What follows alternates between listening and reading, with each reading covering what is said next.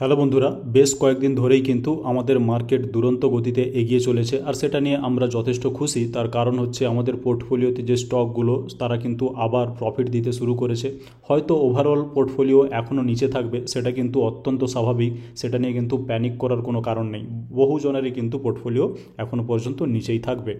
তো কিছু কিছু প্রফিট বুকিং করতেও আমরা শুরু করেছি, কিছু কিছু যেগুলো স্টকে প্রফিট হচ্ছে। তবে যদিও বর্তমান মার্কেট নিয়ে আমরা খুশি, তবে এই খুশির মধ্যেই কিন্তু আমাদের একটা বিশাল বড় কনফিউশন রয়েছে মার্কেট নিয়ে। সেই কনফিউশনটা কি? সেই কনফিউশনের পেছনে ভ্যালিড কারণও রয়েছে, সেই কারণটাকে আমরা একটু এক্সপ্লেন করতে চাই। দেখুন, আমাদের মার্কেট হাই মেরেছিল এরকম একটা জায়গায়, যেটা হচ্ছে সেপ্টেম্বর মাস, প্রায় 26,240। আর এখানে এপ্রিল মাসে এসে যে লোটা বানিয়েছে দেখুন, সেটা হচ্ছে 21,764 মতো। এগুলো পারফেক্ট নয়, আমি জাস্ট মোটামুটি অ্যাপ্রক্সিমেট নাম্বারগুলো বলছি। তো ক্লিয়ারলি এখানে 26,250 থেকে এখানে যদি দেখেন 21,750, তো তার মাঝে অনেকটাই গ্যাপ। এখন কি হয়েছে রিসেন্টলি, এখান থেকে মার্কেট কিন্তু দ্রুত গতিতে একেবারে রকেটের মতো গতিবেগে কিন্তু ওপরের দিকে উঠে এসেছে। আর সে কারণে মার্কেট এমন একটা জায়গায় এসে উপস্থিত হয়েছে দেখুন 24,300। এর মানে কি, এখান থেকে এইখানে এই পুরো গ্যাপটা যদি আপনি একটু কল্পনা করেন, তাহলে কিন্তু আমরা তার পুরোপুরি মাঝের জায়গায় আছি। এর মানে কি? এর মানে হচ্ছে আমরা খুব একটা নিচে নেই যে একেবারে মানে নির্ভয়ে আমরা স্টক কিনতে পারবো এবং স্টকগুলো খুব সস্তা রয়েছে, এবং আমরা কিন্তু একেবারে উপরেও চলে যাইনি যে আমরা ভয় পাবো যে আমরা লাইফের অল টাইম হাইতে কিন্তু চলে আসছি। দুটোর এমন একটা মাঝামাঝি জায়গায় চলে এসেছি আমরা এই মুহূর্তে, সেটা নিয়ে কিন্তু আমাদের মধ্যে কনফিউশন আছে যে এইরকম একটা জায়গায় আমরা তাহলে কি কিনবো নাকি বিক্রি করে দেবো, আবার পড়তে পারে। তো এই কনফিউশন থাকা অত্যন্ত স্বাভাবিক। আমরা আজকের ভিডিওতে এই কনফিউশন নিয়েই আলোচনা করব। সেখানে আমরা মানে বড় পার্টি যেমন নিফটি, ব্যাঙ্ক নিফটি, তাছাড়া ছোট পার্টি যেমন মিড ক্যাপ, স্মল ক্যাপ, বা সবথেকে বড় এখনকার কনফিউজিং সেক্টর যেটা, সেটা হচ্ছে আইটি সেক্টর, এই সবগুলো নিয়ে কিন্তু আলোচনা করব। তাই ভিডিওটিতে এগোনোর আগে ভিডিওটিকে একটি লাইক করে দিন, আর চ্যানেলটিকে সাবস্ক্রাইব করে রেখে দিন, যাতে করে আমাদের কোনো গুরুত্বপূর্ণ ভিডিও আপনার মিস না হয়ে যায়।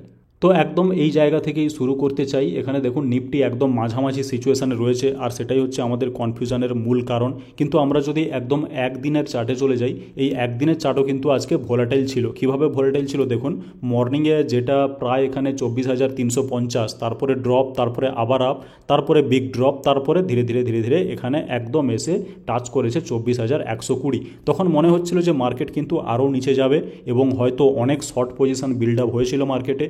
তারপরে কি হয়েছে, তারপরে কিন্তু আবার একটা মোটামুটিভাবে শার্প র্যালি এখানে এসেছে।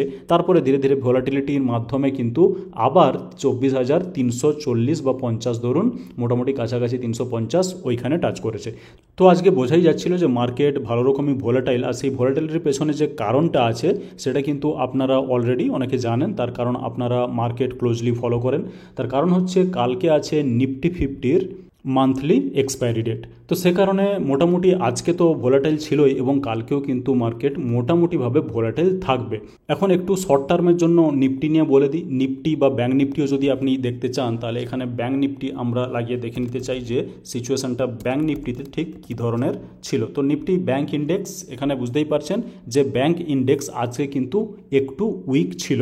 এই উইকনেসকে ভরপাই করার জন্য কিন্তু আজকে আইটি সেক্টর দৌড়েছে, সেটা কিন্তু আমরা একটু পরেই দেখে নেব। তো ব্যাঙ্ক নিফটি মোটামুটি একটা উইকনেস প্রদর্শন করেছে। আমার হয়তো এখানে কিছু ড্রয়িং লাগানো আছে, ড্রয়িংগুলো রিমুভ করতে চাই। তার কারণ হচ্ছে আমরা জানি, আমরা এর আগের ভিডিওতেও আলোচনা করেছিলাম যে ব্যাঙ্ক নিফটি যে ধরনের একটা র্যালি দিয়েছে এখান থেকে রকেটের মতো, সেখান থেকে একটু উইকনেস আসা কিন্তু একেবারেই স্বাভাবিক। তো নিফটি এবং ব্যাঙ্ক নিফটি এই দুটোর ক্ষেত্রেই বলবো যে কোনোভাবে রিস্কি পজিশন নিতে যাবেন না, বিশেষ করে কাল। তার কারণ হচ্ছে মান্থলি এক্সপায়ারি আছে, মান্থলি এক্সপায়ারির দিন মোটামুটি বা কাছাকাছি কিন্তু মার্কেট ভোলাটিল থাকবে। সে কারণে শর্টই হোক বা লংই হোক, কোনো পজিশানে কিন্তু অ্যাগ্রেসিভলি নিতে যাবেন না। যদি কেউ খেলতে চান তাহলে কিন্তু ক্যাশ নিয়ে খেলুন। ক্যাশ নিয়ে খেললে কিছুটা হয়তো সেফটি থাকবে, সেখানে যদি আপনি ফেসেও যান পরে বেরোনোর চান্স থাকবে। আমি কিন্তু এটা বলছি না যে মার্কেট এখান থেকে ডাউন হতে থাকবে বা মার্কেটে নেগেটিভিটি অলরেডি চলে এসেছে।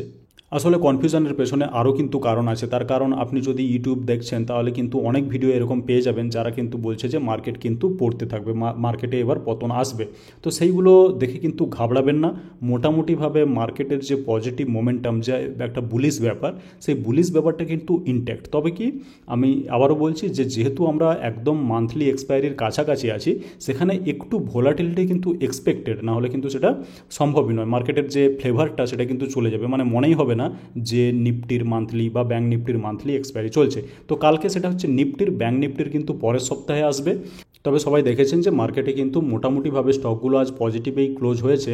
তার পেছনে একটা বড় কারণ, সেটাও আমরা জানি যে এফআই কিন্তু আবার বাইং করতে শুরু করেছে এবং লাগাতার কিন্তু 7-8 দিন ধরে বাইং করে যাচ্ছে। তো সে কারণে একটা মার্কেটে আমরা পজিটিভ মোমেন্টাম আগামী দিনে দেখলেও দেখতে পারি। এখন প্রশ্ন হচ্ছে এখানে মার্কেটে আমাদের কি করা উচিত। যদি আপনার কাছে ধরুন লার্জ ক্যাপ আছে, সেখানে কি করা উচিত, বা মিড ক্যাপ স্মল ক্যাপ থাকলে কি করা উচিত, বা ধরুন আইটি সেক্টরে আপনি কি করবেন। দেখুন, প্রথমে আমি আইটি সেক্টরের কথা বলতে চাইছি। আইটি সেক্টর কেন এত কনফিউজিং সেটা আমি একটু দেখাতে চাই। তো তার আগে আমি নিফটি আইটি এখানে লাগিয়ে নিতে চাই, নিফটি আইটি। তো Nifty IT index India, that is fine. তো কেন এখানে এতটা কনফিউশন, তার কারণ হচ্ছে আজকে যদি দেখেন, আমি জাস্ট একদিনে যেতে চাইছি, একদিনে কিন্তু নিফটি একটা বিশাল বড় জাম্প দিয়েছে, এখানে বুঝতেই পারছেন। এটা এক্স্যাক্টলি কতটা পার্সেন্ট দৌড়েছে সেটা দেখার জন্য আমি আপনাকে এখান থেকে দেখাতে পারি। দেখুন, নিফটি আইটি আজকে 4.36% দৌড়েছে। কোথায় ওপেনিং হয়েছে দেখো, মানে যথেষ্ট ওপরে, এবং সেখান থেকে কিন্তু আর নিচে আসার কোনো নাম নেয়নি, মানে ওপেনিংয়ের কোনো একবারও নিচে আসেনি, এবং সেখান থেকে কিন্তু বরং ওপরে গিয়েই ক্লোজিং হয়েছে। কোনো ধরনের কোনো উইকনেস কিন্তু মোটামুটি চার্টে দেখা যাচ্ছে না। তো সে কারণে নিফটি আইটি কিন্তু আজকে পুরো প্লে করেছে।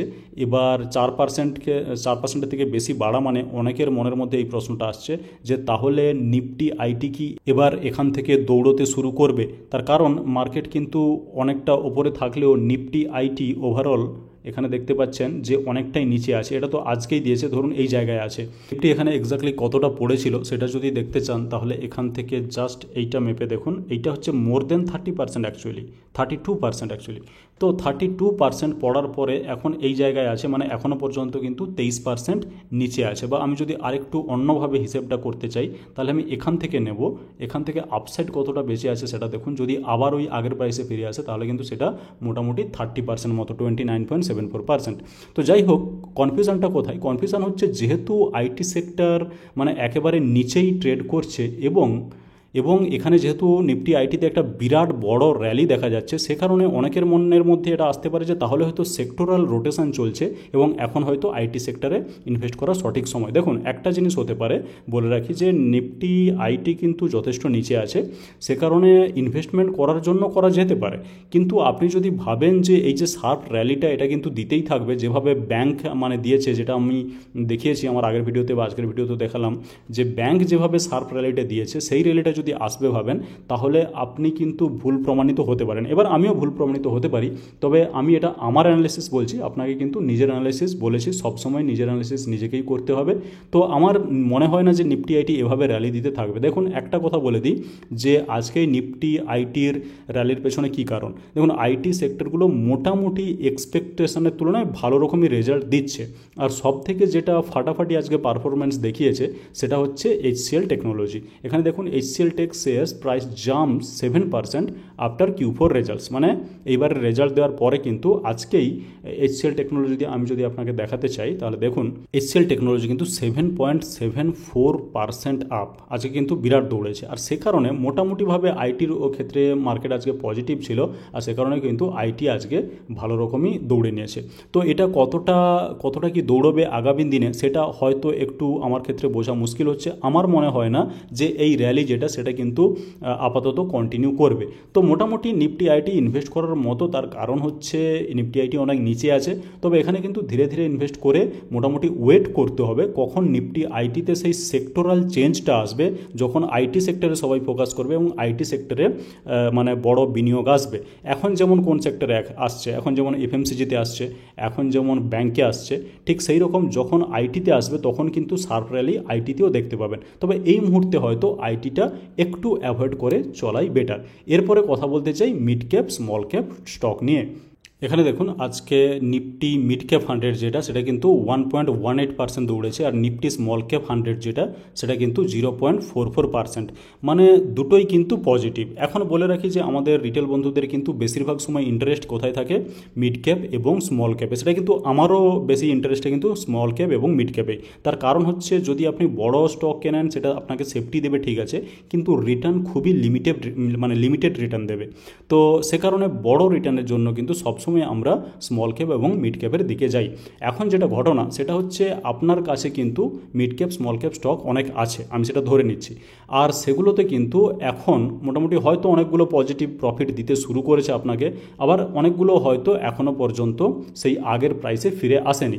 এখন ঘটনা যেটা হয় সেটা হচ্ছে রিটেলদের মধ্যে বেসিক্যালি, তো রিটেলদের মধ্যে কী হয়, যখনই আমাদের স্টক অনেকটা যেহেতু নিচে চলে গেছিলো মার্কেটের সঙ্গে, যখনই আমাদের স্টক ঘুরে আবার ওই প্রাইসে আসে তখন আমাদের মধ্যে একটাই চিন্তা হয় যে এই আবার ফিরে পেয়েছি, আবার না ওই নিচে চলে যায়, সেখানে কিন্তু আবার লস হতে থাকবে, সে কারণে আমরা বিক্রি করে দিতে চাই। তো এই ভুলটা কিন্তু মার্কেটে করতে যাবেন না। আপনার যদি মনে হয় আপনি যে স্টকটা নিয়েছেন সেটাতে মোটামুটি ভালো রকমের ফান্ডামেন্টাল আছে, ভালো রকমের প্রফিট আসছে এবং তার যে কোয়ার্টার 4 রেজাল্ট, সেই কোয়ার্টার 4 রেজাল্টের দিকে লক্ষ্য রাখুন, সেটাকে স্টাডি করুন। যদি আপনার মনে হয় যে কোয়ার্টার 4-এ ভালো রেজাল্ট দিয়েছে, আপনার স্টকের ফান্ডামেন্টাল ভালো, সব কিছুই ভালো, প্রফিট আসছে এবং গ্রোথ আছে, তাহলে কিন্তু জাস্ট ওই আগে নিচে চলে গেছিলো, মানে কিছু মাস আগে, কিছু মাস ধরে আপনার স্টক নিচে গেছিলো এবং যথেষ্ট নিচে ছিল, জাস্ট এপ্রিল মাসে এসে আপনার স্টক হয়তো সেই প্রাইসটা ছুঁয়েছে কোনোভাবে, বা হয়তো 5-10% প্রফিট হচ্ছে, সেটাতে ভয় পেয়ে জাস্ট আপনি বিক্রি করে দিলেন, সেটাতে কিন্তু সেই ভুলটা কিন্তু করতে যাবেন না। তার কারণ বুঝতে হবে যে মার্কেট এভাবেই কাজ করে, মার্কেট যখন নিচে যায় তখন আপনার ভয় ধরায়, আর যখন আবার ব্যাক করে ওই প্রাইসেও হয়তো আসে তখন কিন্তু সেই ভয়টা আপনার মধ্যে কাজ করে, সেই ভয়ের বশবর্তী হয়ে কিন্তু আপনি মিড ক্যাপ বা স্মল ক্যাপ স্টকগুলোকে বিক্রি করে দেন। সবসময় সেটা যে ভুল সেটা নয়। আপনার যদি এরকম হয় যে আপনি কোনো স্টক ভুল করে কিনে ফেলেছিলেন এবং সেই দামটা কোনোভাবে আমি ফিরে পাচ্ছেন, সেখানে বিক্রি করে দিয়ে মোটামুটি আসলটা মোটামুটি বাঁচিয়ে নিতে চাইছেন, সেই ক্ষেত্রে কিন্তু হয়তো ঠিক আছে। আদারওয়াইজ আপনার কাছে ভালো স্টক, তার কোয়ার্টার 4-এর রেজাল্ট দেখুন, সেটা যদি ভালো হয় তাহলে আমার মনে হয় যে বিক্রি করার সিদ্ধান্ত নেওয়াটা ভুল হতে পারে। তার কারণ মার্কেটে এই ধরনের যে মোমেন্টাম, এগুলো কিন্তু আগামী দিনে থাকলেও থাকতে পারে, মার্কেটে কিন্তু কোনো ধরনের কোনো গ্যারান্টি কেউ দেবে না আর কেউ দিতেও পারবে না। সুতরাং যদি ভালো স্টক থাকে আমার মনে হয় যে আগামী দিনে আরও বেশি প্রফিট দিতে পারে। এখন তো প্রফিট দিচ্ছে বা হয়তো ফিরে আগের প্রাইসে আসছে, তবে অ্যাকচুয়াল প্রফিট হয়তো আগামী দিনে আসতেও পারে। আমি জুন এন্ড পর্যন্ত ওয়েট করব, মানে জুন কোয়ার্টার, যেটা হচ্ছে এপ্রিল, মে, জুন। আমার কাছে যে ধরনের স্টকগুলো আছে সেগুলো আমি ধরে বসে থাকবো, যেগুলো ভালো রেজাল্ট দিচ্ছে। যদি কোনোটা খারাপ রেজাল্ট দেয়, ফান্ডামেন্টালি কোনো কিছু খারাপ হয় বা কোনো সেক্টরের ক্ষেত্রে কোনো নেগেটিভ নিউজ আছে, সেটা আলাদা ব্যাপার। আদারওয়াইজ যা স্টক ফিরে এসছে আগের প্রাইসে, আমরা ভয়টা পেয়ে গেছিলাম, সেই ভয় থেকেই বিক্রি করব, সেটা কিন্তু আমি করছি না। এবং জুন পর্যন্ত আপাতত সেভাবে আমি কিন্তু খুব বড় ধরনের কোনো সেলিং করতে চাইছি না। মোটামুটি ভালো প্রফিট হচ্ছে, সে ধরনের কিছু প্রফিটের ভিডিও আমি বানাতে পারি। তো যাই হোক, ভিডিওতে এটাই বলার ছিল যে ভয় পাবেন না, ভালো স্টক চিনতে শিখুন এবং কোয়ার্টারলি রেজাল্ট একটু পড়তে শিখুন, সেটা দেখে কিন্তু কনফিডেন্সটা আসতে পারে। তো বাস, ভিডিওতে এটুকুই। যদি ভালো লেগে থাকে ভিডিওটি তাহলে একটু লাইক করে দিন আর চ্যানেলটিকে সাবস্ক্রাইব করে রেখে দিন, যাতে করে আমাদের কোনো ভিডিওই আপনার মিস না হয়ে যায়।